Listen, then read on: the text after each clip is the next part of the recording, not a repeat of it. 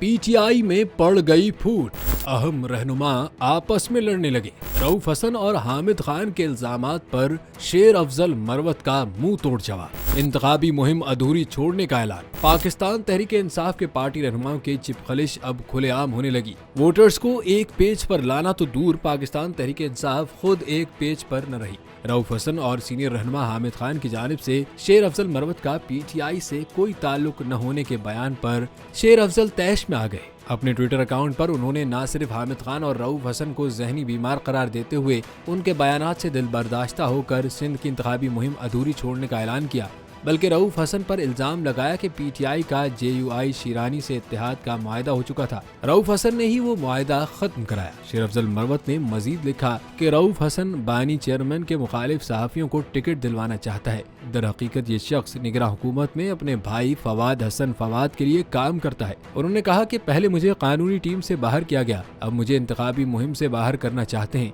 क़यादत में हिम्मत है तो खुद मैदान में आए और इलेक्शन मुहिम चला कर दिखाएं।